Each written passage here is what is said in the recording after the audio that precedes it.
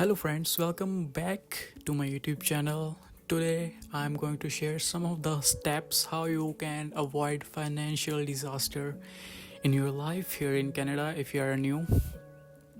So I've been learning about financial situations from other people who are new in Canada and how they made big mistakes and they are regretting. So I don't want you to make the same mistakes and feel bad about it. So I'm gonna share some of the stories, some of the facts, so you can avoid being in that situation. So, first of all, the installments. You're buying expensive stuff on installments. Yeah. So this is a big problem because as soon as you arrive in Canada, you start buying expensive mobile phones, expensive watches, and the car. You need a new car because you don't have the money and you have the debt from you have a student debt to pay, and on top of that you get a credit card and then constantly buying the things which you don't need. You could have survived on a basic phone which you can buy at $300. You don't need that exotic new mobile phones, new technology. If you need, it's fine, you can work more.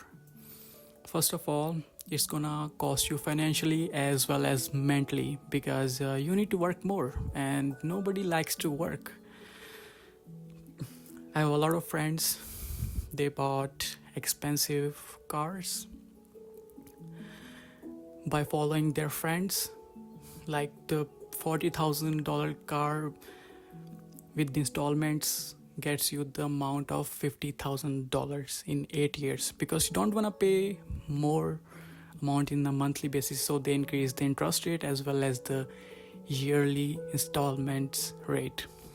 So this is the big thing. And the same car you bought, the new car you bought, it's gonna go 50% down in just 2 years. You cannot even sell that car for half of the price.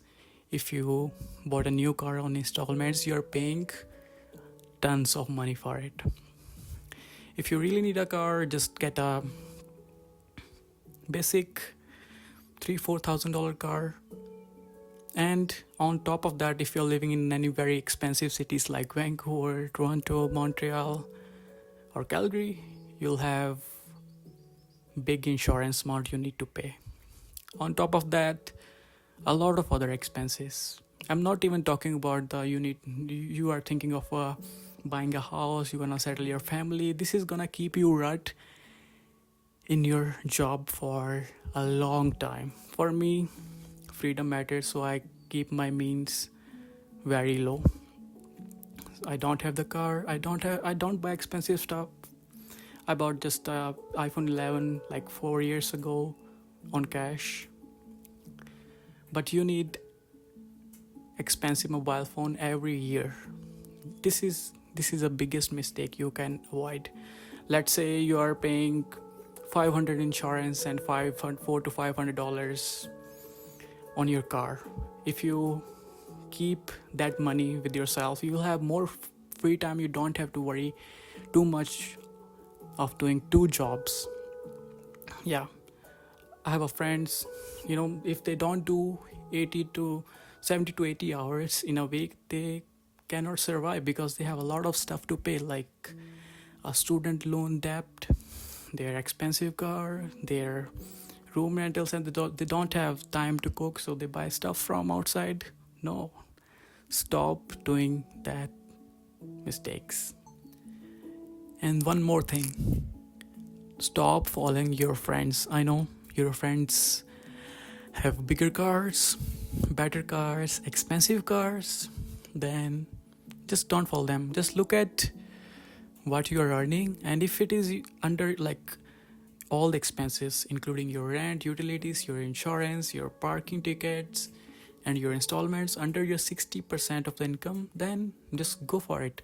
If you're working part-time and you still have the loans to pay, the fees to pay, then it's impossible to pay. You are setting yourself for a big disaster.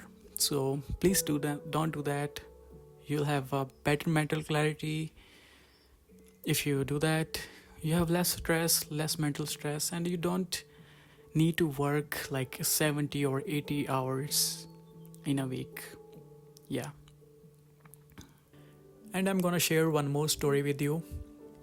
I have a friend who just bought a house because all rest of their friends were buying house, and he has kids, and he just bought his new car.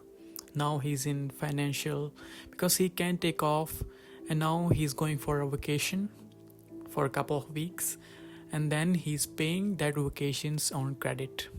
He is also taking those installments on himself just to go to vacation. Yeah, that's, and other people think that okay, they are rich, they can do anything, they have cars, they have a house.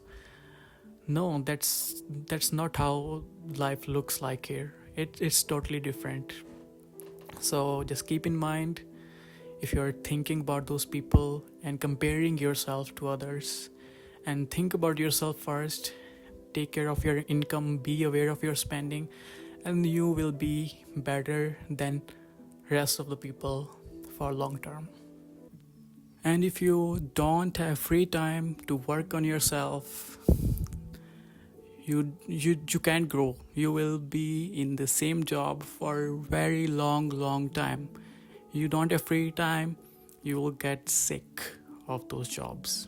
Yeah, because nobody likes to do the factory work or the customer service for 20 years. Nobody. Yeah. So if you have more free time, you can work on yourself, you can take some courses, get some certifications to get good job, so you don't have to get those minimum wage jobs. So that's it, guys. If you have any question, just comment down below, and we'll see you in the next video.